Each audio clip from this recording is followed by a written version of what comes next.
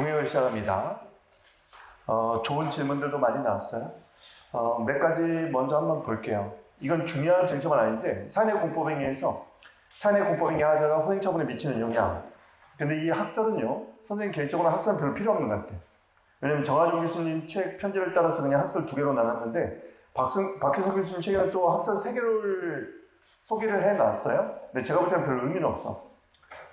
의의를 좀 아는 게 좋겠어. 의의. 뭐냐면 보세요 여러분, 사내 공법행위가 있잖아요. 사내 공법행위가 뭐 예를 들면 우리 사직원 제출처럼 뭐 이런 사직원 제출, 뭐 신청, 신고 뭐 이런 걸 했단 말이야. 그리고 이에 따라서 행정청에 후행행위가 있어요. 특히 얘가 이제 처분일 때 논란이 있는 건데 사내 공법행위 하자가 후행 처분에 미치는 영향.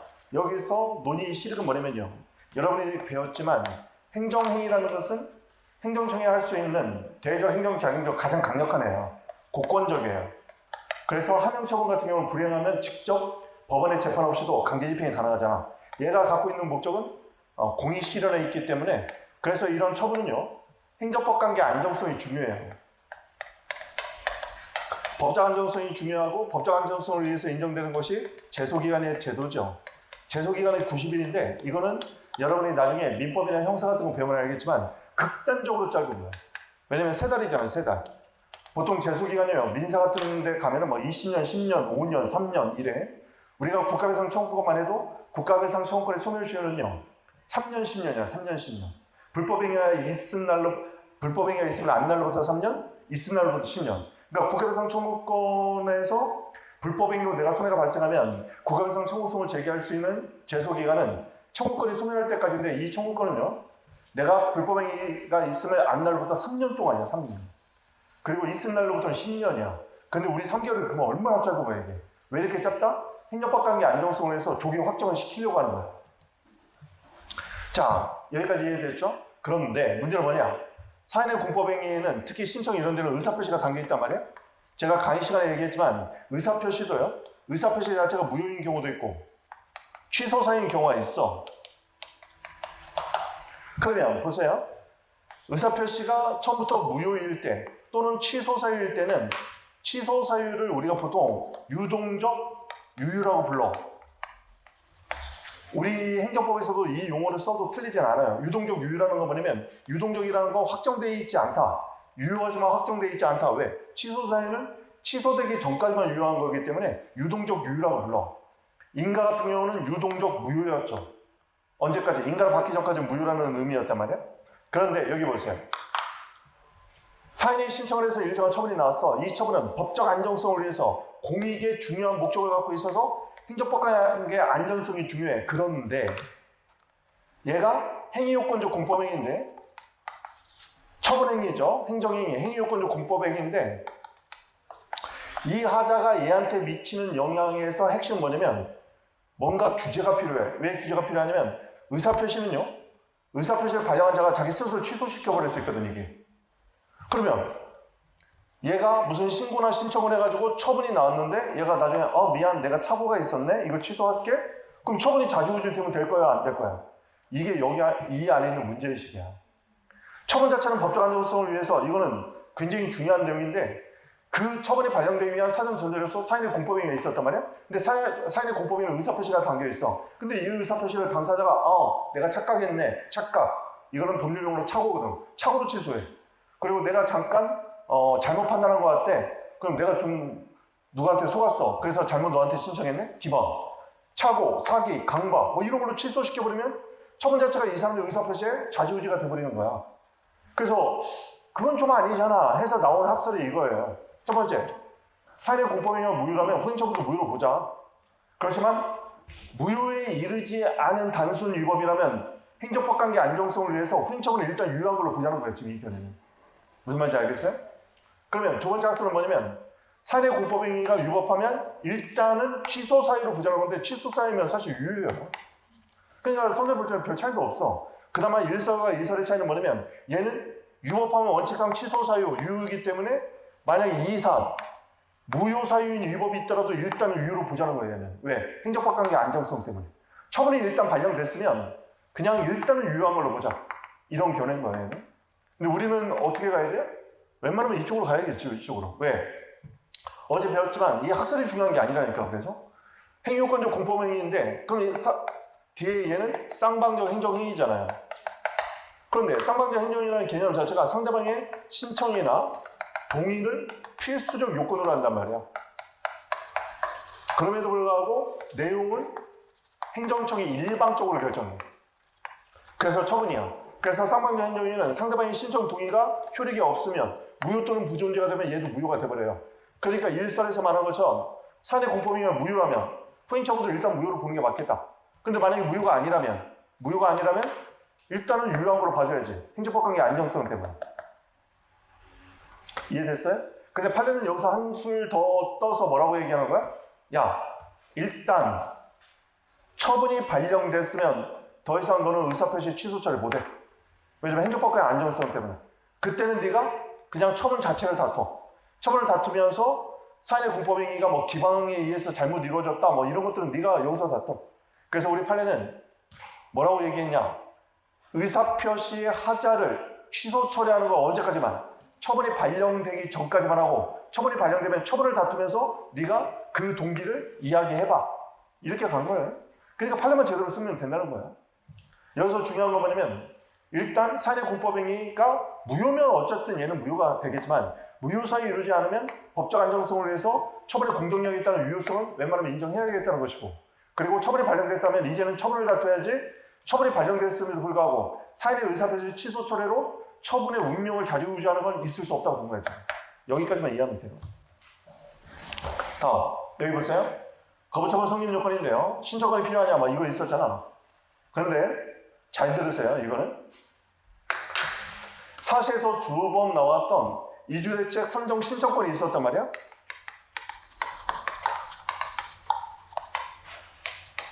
여러분 이주대책 수분양권은 단문으로 한번 나왔잖아. 최근에 입시인가 어디 입시에서 나왔나? 이건요 실무에서는 굉장히 중요하단 말이야. 왜 중요하냐면 여러분 변호사들도 이게 중요해요.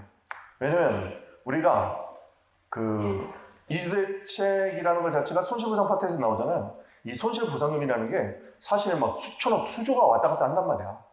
그러니까 속가도 비싸기 때문에 변호사들한테도 굉장히 중요한 업무 영역이기도 하고 우리 입장에서도 봤을 때도 용산 참사가 있었잖아요. 용산 그 철거 과정에서 막 죄 없는 생명들 죽고 이랬잖아. 그래서 법제도도 많이 바뀌었단 말이에요. 그 이주대책 대상자로 선정이 되는 사람들은 이 사람들은 생활보장이 되는 거야. 그래서 이걸 생활보상이라고 불러요. 그런데 이주대책을 선정을 해달라고 하면은 사업시행자가 지들이 멋대로 할 경우도 많잖아. 자기들하고 협상하는데 협상 말 안 듣고 이런 애들 막 제의시켜버리고 이러면 안 될 거 아니야. 그러니까 법적으로 보호장치가 있어야 되는 거예요. 그러니까 이주대책 공고가 있을 때 자격요건을 적어준단 말이야. 이주대책 계획을 수립해서 공고를 해 사업시행자가. 그래서 이주대책 대상자는 다음과 같다. 뭐 여기서 이 해당 지역에서 3년 이상을 거주한 자, 뭐한 자 쭉 써 있어. 그리고 그건 법에서 일단 규율을 받아. 규율을 받는데 예를 들면 좀 그러니까 실제 문제가 된 사안이 이거예요. 뭐냐면 3년 동안 거주한 자인데 실제 문제가 된 사안에서 보면 이 사람이 집이 불났어. 불렀는데 어떻게 살아 거기서. 그냥 불러가지고 이거 고치는 동안 이 사람 나와 있었단 말이에요. 나와 있어가지고 집을 나중에 이제 고치고 하고 들어왔는데 넌 자격 없어. 이래버린 거야. 억울하잖아 이 사람. 그러니까 어떻게 보면은 자격요건 자체에 예외 조항 같은 게 제대로 안 써 있으면은 불가피하게 거기서 좀 떠난 사람이 있을 수 있잖아. 갑자기 무슨 일이 생겨서 어쩔 수 없이 해외에 뭐 반년 정도 체류를 했다든가. 그럼 요건이 상실될 거 아니야. 그런 사람은 나는 정당한 사유에 있으니까 공고에는 뭐 그런 예외 사항까지 다 적어놓지는 않았을 거 아니야. 나는 대상자 맞아. 선정 신청을 해. 그때 상대방은 너는 보니까 증빙서류 보니까 너는 3년 동안 계속 거주가 없네? 나갔다 왔네? 넌 안 돼. 그랬을 때 어떻게 다투어야 돼? 이거는 초미의 간입사였을 거 아니야. 그럴 때 우리 법원에서는 야 이거 취소로 다툴 수 있게 해줘야 돼. 그러면 취소로 다투려면 거부 처분이 돼야 되는데 거부 처분이 되려면 신청권이 필요하잖아. 그러니까 이주대책 선정을 요구할 수 있는 신청권을 야 이걸 어떻게 인정할까? 그럴 때 뭐라고 해? 생활보상은 헌법 23조 3항에 정당보상 내 생활보상에 포함되어 있어. 그리고 보통 헌법 23조의 대상은 구체적 기본권으로 봐. 그러니까 이런 경우에는 정당보상에 생활보상이 포함됐고 생활보상에 이주대책이 들어가 있는 거란 말이야. 그러면 이주대책 선정을 요구할 실적권은 헌법이 보장하는 구체적 기본권으로서 권리가 있다고 봐준 거예요. 결론, 선정 신청권이 있다? 그러면 선정에서 제외시킨 거 거부처분이다? 그럼 항고소는 다툴 수 있다. 이렇게 가는 거지. 그리고 사업시행자는 이주적 지위가 있다고 했잖아. 자, 근데 선생님이 얘기하려고 하는 건 뭐냐면 이거를 시험에 냈더니 보세요 여러분. 뭐가 중요쟁점이야? 중요쟁점이라는 거 뭐냐면 여러분 우리가 일반원칙과 파생원칙, 특별원칙이 있으면 뭘 먼저 검토해야 된다고 했어? 특별원칙을 먼저 검토해야 된다고 했잖아. 왜? 그게 더 특별하니까. 그러면 여러분이 저한테 많이 질문하는 것 중에 하나가 이거란 말이야. 중요쟁점, 부수쟁점이 뭡니까? 라고 물어봐. 그러면은 중요쟁점은 뭐냐면요. 딱 거기서만 논의되는 특수한 논의들. 첫 번째. 중요쟁점은요. 중요쟁점은 첫 번째는 결론이 달라지는 부분이야. 결론이 달라지는 쟁점. 이게 중요쟁점의 첫 번째. 그 다음에 두 번째는 특수한 논의. 결론이 달라지거나 물론 논거가 달라져도 중요하지만 특히 중요한 건 결론이 달라지는 거죠. 그리고 특수한 논의해야 돼. 특수한 논의. 그리고 1번하고 연결되는데 질문에 대한 답을 찾기 위한 과정, 전제, 얘가 부수쟁점이 되는 거예요. 답을 찾아내는 결정적 논의. 이게 이제 결국 1번이긴 하겠지만 이런 걸 찾아야 된다고. 그럼 여기 보세요. 여러분. 자, 이주대책 사안이었어? 시험 문제가? 거부처분 성립 요건은 이주대책에서만 나와? 여기저기서 맨날 나왔잖아. 그런데 이주대책 선정지시 요건은 딱 여기서만 논의되는 거 아니야? 그럼 뭐 중요한 거예요? 얘가 중요하다고 얘가. 그런데 답안지 뭐라고 써? 거부처분 성립 요건 신청은 필요한지 신청은 필요하다. 그 다음에 90법 1조 틀렸다는 게 아니야. 뭐가 중요하냐는 거야. 그걸 많이 쓰는 것보다 선생님 같으면 이주대책 선정 신청권 같은 경우는 물론 우리가 자주 다루는 파트는 아니었지만 실무에서는 워낙 중요하기도 하고 게다가 예전에 사시에서 2번이나 나오기도 했고 최근에 입시에서 단문으로도 물어봤고 그렇다면 이주대책 선정 신청권에 관련된 논의를 조금 더 써주면서 헌법 23조 3화 또는 생활보상이 정당보상에 포함된다는 점 이주대책 대상자를 선정하는 건 생활보상의 일종이라는 점 이거는 헌법 23조 3화이 정당보상에 포함된다는 점 따라서 갑은 이주대책 선정을 요구할 법규상 신청권이 있다는 점 그러므로 뭐 누구의 사업시행자의 거부는 항고소의 대상이 거부처분이 될 수 있다는 점 이런 부분을 좀 부각시켜야 된다는 거야. 일반 논의만 단뜻 쓰려고 하지 말고 이게 강약 조절이야 이게. 그래서 잘 모르겠으면 뭐가 특수한 논의인 줄 봐. 그러니까 여기서는 대신 내가 이 쟁점을 몰라. 그럼 그때는 얘를 많이 쓰는 거야. 모르니까 얘를. 그럴 때는 얘를 많이 쓰는 거지. 90법 1조까지. 근데 만약에 이 판례를 내가 조금이라도 알고 있어. 그럼 얘를 풀어내야지. 그러면서 이주대책에 관련된 뭐 법률도 언급하고 하면서 선정 신청권 웬만하면 있는 쪽으로 몰고 가든지 해서 얘를 풍부하게 써야 돼. 이럴 때는 거부처분 성립 요건을 이 정도만 쓰면 돼요.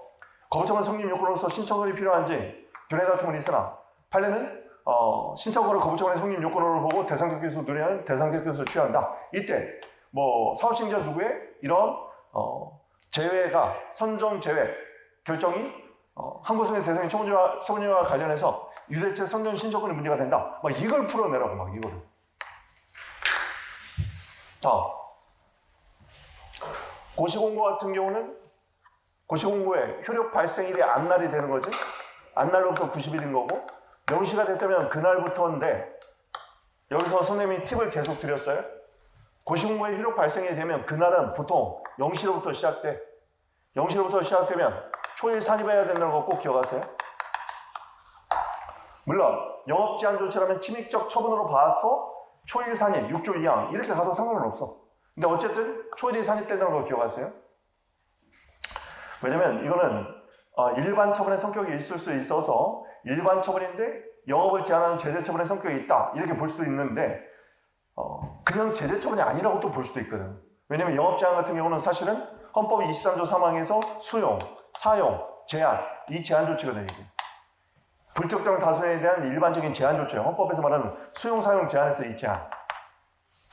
그래서 이런 경우는 영업 제한이니까 뭐 제재처분을 본다면 6조 2항에 의해서 당연히 초일이 산입되는 거고, 그런데 꼭 그게 아니더라도 매달 며칠부터 이런 조치를 시작한다 라고 나오면 그냥 당연히 0시부터 시작되는 거야.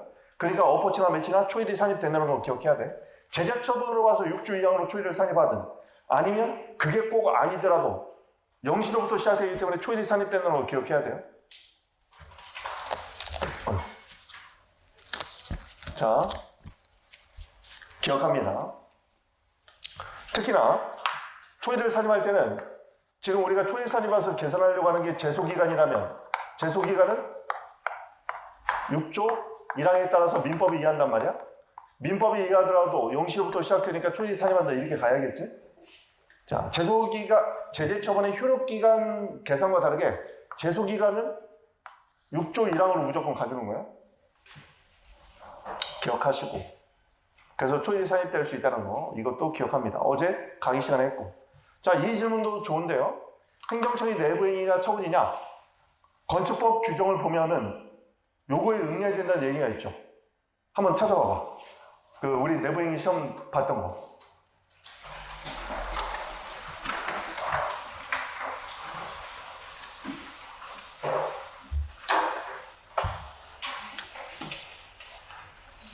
건축법 조문에 보면 뒤에 참조 조문 보세요. 그리고 요청을 받으면 응해야 된다 뭐 이런 조문이 있죠. 자, 거기 보면 건축법 거기 3항이네요. 2항에 따른 요청을 받은 자는 특별한 이유가 없으면 요청에 따라 한다. 3항 지금 보셨죠? 선생님 이런 규정이 있으니까 이거 내부행위 이거 처분을 봐야 되는 거 아닙니까? 자, 내부행위가 처분이 되려면 어떻게 돼야 되냐면 여기 보세요. 실제로 유명한 이거 한번 알아둘까? 변호사 시험에서는 객관식으로 많이 나왔던 판례 중에 하나인데 감사원에서 기관장들에게 내부 징계를 요청하는 게 있어요. 그리고 감사원법에 따르면 따르라고 돼 있는데 판례는 뭐라고 얘기했느냐면 처분이 아니라고 봤어. 처분이 아닌 이유를 뭐라고 하냐면 어떤 의무 규정이 없다는 거야. 그런데 지금 건축법 보면은 지금 요청에 특별한 사정이 없는 한 요청에 따라야 된다 이렇게 돼 있잖아요. 보통 요청 행위에 관해서는 다 그렇게 규정을 해줘. 특별한 사정이 없으면 따르라고. 문제는 뭐냐면 그게 처분이 되려면 어떻게 되냐면 따라야 한다 해서 끝나는 것이 아니라 따르지 않으면 제재가 들어가야 돼. 그러니까 국민권익위법 같은 경우는 시정조치 공고가 들어가잖아요. 그럼 상대방한테 의무가 생겨. 의무가 생겨가지고 뭐 조치를 취해야 되고 조치를 취하지 않으면 나중에 제재를 할 수 있게 돼 있어. 강제 제재를 한다고 얘한테. 그런 규정이 있을 때만 처분인 거야. 왜냐면 따라야 한다 이렇게 돼 있지만 따르지 않으면 제재하는 규정이 없잖아요. 그럼 안 해도 돼. 안 하면 제재를 못 하는데. 그러니까 따라야 한다는 것은 특별한 사정이 없으면 따르세요. 약간 훈시 규정 같은 느낌인 거야. 근데 만약에 따르지 않는다. 그러면 이런 경우에는 처벌할 수 있다. 권익위법은 그렇게 돼 있단 말이야. 그리고 따르지 않으면 이 사람에게 고의 또는 과실이 있는 걸로 추정해버리고 나중에 보면. 그래서 내부행위가 처분이 되기 위해서는 단순 의무 규정이 아니라 이 요청을 따르지 않았을 때 강제 조치가 들어올 수 있어야 돼. 막 제재해버리고. 그 정도가 돼야 처분이 되는 거예요. 자, 그렇게 알아두시면 되겠습니다. 그래서 내부행위인데 처분성이 인정된 게 우리 시험에서 나왔던 그 국립대 총장 후보자 그거 있잖아요. 그거는 임용제청 교육부 장관의 대통령에 대한 임용제청은 사실 이 시험에 나왔을 때 많은 학생들이 이거 내부행위로 썼단 말이에요. 이 판례를 안 읽어봤으면 장관의 대통령에게 상신하면서 임용제청했어? 그럼 이거 내부행위니까 처분 아니겠지? 이렇게 봐버렸어. 근데 이렇게 본 애들도 손해 볼 때는 사례훈련이 너무 안 돼 있는 거야. 왜냐면 질문 자체는 이걸 저지하기 위한 소송, 예방적 금지를 물어봤거든요. 예방적 금지 소송 항고소송이잖아. 그럼 얘가 처분이야 항고소송의 예방적 금지 소송의 쟁점이 논리적 전제가 성립돼 버리는 거 아니야. 얘가 처분이 아니면 여기서부터 다 끊어져 버려요 그냥 논리가. 근데 어쨌든 이걸 이제 판례 자체가 왜 그러냐면 저번에도 말했지만 얘 추천을 받은 자들이 교육법령위에서 정당한 기대권이 생길 정도로 법에서 정한 엄격한 절차를 거쳐서 얘네가 추천이 돼. 그냥 몇 명이 그냥 하는 게 아니라 각 구성원들 2명씩 추천하는 추천위원회를 구성하도록 법이 규정돼 있고, 그 추천위원회에서 일정한 이런 요건을 갖춰서 뭐 얘가 들어있어요. 뭐 인품, 뭐 그동안 실적 뭐 이런 걸 통해서 그 선출 기준을 정해서 거기서 선출하게 돼 있단 말이에요. 그래서 교육법령에서 이런 선출을 받은 자는 그냥 자기들끼리 뚝딱뚝딱 만드는 것이 아니라 교육법령에서 정한 절차를 거쳐서 추천이 됐기 때문에 얘네들은 정당한 기대권을 갖는다고 보는 거야. 법에 의한 기대권을 갖는다고 보는 거야. 그런데 임용해서 제시시켜버려서 그런 법률에 의해서 부여되어 있는 기대권이 침해되어 있으니까 그런 경우에는 처분성 인정해서 다툴 수 있도록 해줘야 된다. 이렇게 한 거지. 그 정도 알아두시고, 그리고 감사원에서의 요청은요. 감사원에서 요청한 거는 이거는 우리가 처분성 인정한다고 했잖아요. 최근 판례죠. 감사원이 입찰 참가 자격 제한 조치를 요구하는 거. 그건 왜 그러냐면 원래 요청을 하면 내부행위에서 처분성이 인정되지 않는데 감사원은요. 얘는 경제 검찰이야. 얘네가 요청했는데 말을 안 들어버려? 그러면은 감사원이 제재해버릴 수 있어. 그래서 무서운 거야 감사원이. 아니 공정이다. 그래서 정말 기업하는 사람은 공정위한테 찍혀버리면은 벌벌벌 떠는 거야. 왜냐면 공정위에서 한번 불공정 거래 행위로 봐가지고 막 과징금 몇십억 그냥 때려버린단 말이야. 그리고 문제가 생기면 나중에 벌점을 매겨놔. 그래서 나중에 입찰 참가 자격 제한 조치를 할 때 보통 2년 이하잖아요. 그럼 그동안 뭐 문제된 거 이런 것도 벌점에 따라서 그 시기가 바뀌는 거야. 입찰 참가 자격 제한 조치가 2년 이하인데 정말 1년 때릴지 2년 때릴지 아니면 그냥 한 달만 할지 3개월 할지 그게 나중에 그 벌점으로 내부적으로 다 매겨놓은 거 그런 걸로 해서 한단 말이야. 그리고 또 나중에 국가나 이런 데서 하는 공사가 있어요. 이걸 우리가 관급 공사라고 불러. 근데 관급 공사에 입찰을 하잖아. 그럼 나중에 점수 매기는 항목이 있어. 근데 이 사람들 나중에 시정 조치 같은 거 공정에서 한 거 제대로 안 따르고 또는 과태료 같은 거 부과 많이 받고 그러면 그게 점수 계산할 때 다 마이너스로 들어가 버려. 그러면 참가한 사람들이 다 비등비등한 애들이 들어오는 건데 내가 만약에 그런 벌점이 만약에 쌓여 있어. 그러면 이 사람들은 다음에 관급공사 들어가서 다 탈락이야. 그러니까 아파트 같은 데 이렇게 보면은 아파트에서 부실공사 같은 거 할 때 나중에 막 싸우거든? 건설사하고 싸울 때 그냥 싸우면 안 돼. 그러니까 막 그냥 싸워서 자기들끼리 막 소송 걸고 이게 아니라 국가기관을 이용해야 돼. 그래서 공정이라든가 이런 데를 이용해서 이 건설사들의 벌점이 부과되게 만들어줘야 돼. 그럼 그거 되게 막 민감하게 생각한단 말이야. 왜냐면 이거 한번 걸려버리면 나중에 자기들 여러 입찰 참가했을 때 그게 다 마이너스 점수로 깔려버리거든. 그거 몇 번 맞아버리면 거의 입찰 참가 자체를 못한다고 하더라고. 그러니까 공정위에서 이렇게 공정위에서 하는 요청은 따라도 되고 안 따라도 되고 이런 차원이 아니야. 벌써 말이 요청이지 해? 약간 이런 느낌 있는 거지. 공정위에 얘기하면 이거 안 따랐다고 하면 우리 어떻게 될 줄 알고. 그렇지만 얘네는 만약에 감사원이 내부 증기를 요청했어요. 근데 무조건 따라야 돼. 그러면 감사원은 옥상옥이 되겠지. 국가기관 위에 완전 올랐을 거 아니야. 감사원이 명령하면 무조건 다 따라야 돼. 그러면 감사원이 우리나라 총리실보다 더 강할 거 아니야. 얘네가 시키면 다 해야 될 것 같으면. 그러니까 인정 안 해준 거야. 자, 그 정도 아시면 되겠고. 자, 오늘 여러 가지 질문이 나왔는데, 답안지를 이렇게 선택해 때, 아까 이제 거부처분 성립 요건 이런 거 있잖아요. 우리가 지금 예시답안에 나오는 거부처분 성립 요건, 신청거 필요성, 학설 다툼 판례는 대상 적격설, 이때 판례가 말하는 신청은 90법 1중, 이거는 진짜 쓸 거 없을 때 FN대로 그냥 쓰는 거야. 거부처분 성립 요건인데 신청권이 필요해. 근데 그 신청권이 개변청이야. 그럼 여러분 보세요. 그냥 직관적으로 야 시험 문제 뭐 나왔어? 거부처분 성립 요건 나왔어. 이렇게 얘기하겠어. 야 시험 뭐 나왔어? 야 계획변경 청구권 나왔잖아. 여러분 전자야 후자야? 당연히 후자라고 얘기할 거 아니야. 개변청 나왔는데 야 그 증정 뭐야? 거부처분 성립 요건 신청권 필요성이야. 그래. 너는 내년에도 공부해야겠다. 우린 뭐라고 얘기해요? 계획변경 청구권 나왔잖아. 아, 계획변경 청구권 나와서? 이렇게 얘기할 거 아니야. 그 부수점으로 거부점의 성립 요건이 있는 거야. 근데 만약에 배점이 10점이야. 그러면 거부점의 성립 요건을 간단하게 처리하고 개별적 위주로 써야 돼. 한 15점이야. 그러면 큰 쟁점, 작은 쟁점? 그러면 거부점 성립 요건도 조금 어느 정도는 좀 쓰고 계획변경 청구권 관련해서 판례 같은 거를 좀 더 조목조목 포섭할 때도 계획변경 청구권도 공권이니까 강해법규 사익보성을 조목조목 분석하는 조문에서 설문에서 이런 답안지가 좋은 답안지가 아니야. 거기다 거부증 성립을 신청을 막 반 페이지 넘게 쓰면 반푼이가 되는 거야. 이걸 꼭 얘기해 줘야 돼. 그래서 직관적으로 물어보면 돼. 야, 뭐 나왔어 시험? 예방적 금지 나왔어. 예방적 금지가 나왔다고. 거기에 가처분이 있어요? 없잖아. 근데 가처분을 왜 6줄을 써? 논리도 깨졌어, 논리도. 이렇게 쓰는 거죠. 예방적 금지 소송, 결론. 나는 부정설 취했어, 부정설. 그럼 마지막에 뭐라고 쓰라고?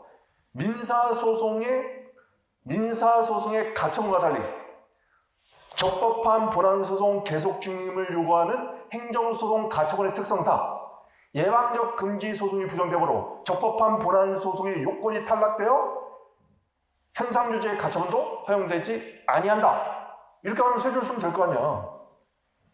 그럼 교수가 딱 볼 때 벌써 얘는 행정소송의 가처분은 민사소송과 뭐가 다른지를 알고 있다는 걸 표시했잖아. 얘는 지금 정확히 알고 있구나. 민사소송과 달리 행정소송, 민사소송은요. 본안소송 제기하기 전부터 가처분 신청해버린단 말이야 그냥. 근데 우리는 법적 안정성 이런 게 중요하다 보니까 적법한 본안소송 없으면 아예 가처분 자체를 신청 못하게 한 거야. 이걸 언급했잖아. 민사소송의 가처분과 달리 적법한 본안소송을 요구하는 행정소송의 가처분의 특성상 본안소송이 예방적 금지소송에 허용되지 아니한다면 현상유지의 가처분도 허용되지 아니할 것이다. 아니한다. 이렇게 쓰면 되죠. 이런 걸 찾으라고 이런 걸. 거기다 막 이렇게 써놨어. 예를 들어 잘못했다는 게 아니야. 시도한 건 좋았어. 시도한 건 잘했다고. 예방적 부작위 소송 부정. 근데 갑자기 가처분하고 가처분 의의를 막 3줄 써놨어. 3줄 써놨는데 결국 안 되는 거잖아. 본안소송이 안 되니까 어차피 얘 안 되는 거잖아. 근데 의의 뭐 2줄 쓰는 게 무슨 의미가 있어. 이럴 때는 사실 한 줄만 써도 되지. 적법한 본안소송이 허용되지 아니하므로 예방적 금지 소송이 허용되지 아니하므로 적법한 본안소송이 계속 중이지 않고 따라서 가처분도 현상주의 가처분도 부정된다. 사실 2줄이면 끝이야. 근데 어필하기 위해서 민사소송과 달리 민사소송의 가처분과 달리 적법한 본안소송 계속 중임을 요구하는 행정소송의 특성상 예방적 금지 소송이 부정된다면 이에 현상유지의 가처분도 부정된다. 이 정도. 그렇게 강약 조절을 해야 돼. 강약 조절까지 가는 게 수험 준비야. 무슨 말인지 알겠죠? 자, 오늘 이런 질문을 많이 해줬어요. 이런 질문. 답안지 어떻게 써야 되는지. 지금 답안지 쓰는 법을 모르니까 그냥 평면적으로 다 그냥 뭐가 중요한지도 모르고 그냥 다 집어넣어 버리겠다. 그러다 보니까 시간이 모자라죠. 시간이 모자라면 강약 조절이 돼야 돼. 선생님 같으면 강약 조절을 할 때는 이런 거부처분의 성립요건처럼 꼭 이 쟁점이 아니더라도 가끔 쓰는 거 있잖아. 이런 것들을 확 줄여버리는 거예요. 이런 것들. 무슨 말인지 알겠죠? 처분개념. 조문만 제대로 쓰면 되잖아 사실. 처분개념을 5줄 써가지고 뭐 예뻐 답안지 뭐 이러겠어? 중요한 건 처분개념이 아니라 지금 처분인지 논란이 되고 있는 애를 논의하는 게 중요한 거지. 그걸 논의할 때 처분개념을 녹여버려 그냥. 처분개념은 사실 2조 1항 1호 국민의 권리금의 직접 영향 이 정도만 쓰면 되잖아요. 조금 더 쓰고 싶어? 그러면 불법법의 선택의 중간 이해관계를 갖는 당사자의 뭐 인식 가능성, 예측 가능성을 기본적으로 고려해서 판단한다. 불분명하면 뭐 이 정도 쓰면 조금 어필 되겠네. 판례니까. 자, 여러분 계속해서 답안지는 계속해서 조율이 돼야 돼. 그래서 답안지 질문이 많이 나와야 돼 사실. 자, 앞으로는 남은 시간에는 남은 기간 동안은 답안지 질문을 많이 해주시기를 바랍니다. 벌써 얻어가는 게 생기잖아. 가처분 나오면 이렇게 쓰면 되겠구나. 민사소송의 가처분과 달리 적법한 본안소송 계속 중임을 요구하는 행정소송의 특성상 이걸 어디에다 써도 돼. 어디에다 써도. 자, 오늘은 여기까지 하겠습니다. 오늘도 화이팅 하시기 바랍니다.